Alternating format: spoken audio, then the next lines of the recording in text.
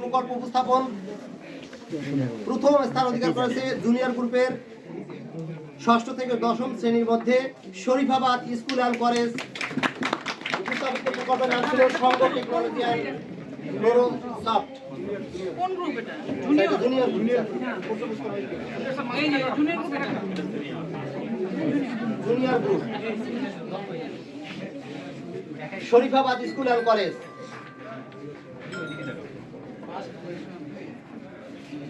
দ্বিতীয় আছে Ranchandi school and college.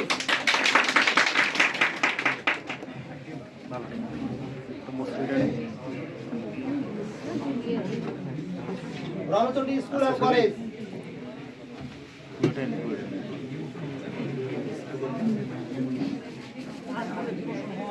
এবং তৃতীয় স্থান অধিকার করেছে কিশোরগঞ্জ বহুমুখী মডেল উচ্চ বিদ্যালয়।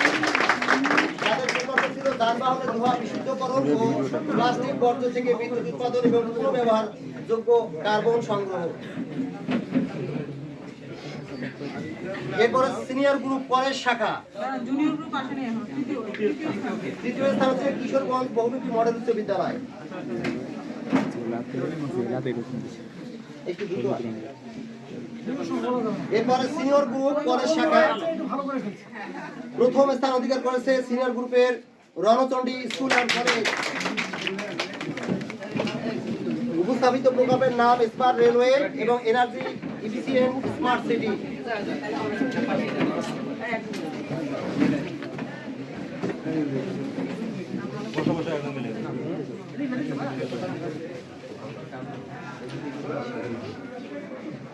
দ্বিতীয় স্থান অধিকার করেছে কিশোরগঞ্জ মহিলা কলেজ।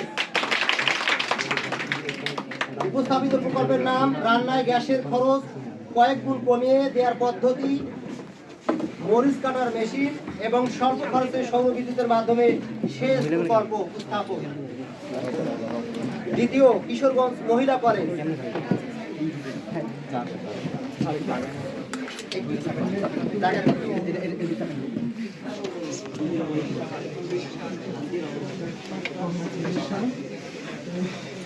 সুধীবৃন্দ, এরপর রয়েছে বিভিন্ন দপ্তর এনজিও সংস্থা কর্তৃক উপস্থাপিত প্রকল্প, যেটি বিশেষ গ্রুপ নামে আখ্যায়িত করা হয়েছে। কিশোরগঞ্জ সরকারি কলেজ দ্বিতীয় স্থান। কিশোরগঞ্জ সরকারি কলেজ আছে, দ্রুত চলে আসেন। কিশোরগঞ্জ সরকারি কলেজ তৃতীয় স্থান। নবায়নযোগ্য শক্তি উৎপাদনের মাধ্যমে উন্নত গ্রামীণ জীবনযাত্রার প্রকল্প উপস্থাপন করেছেন।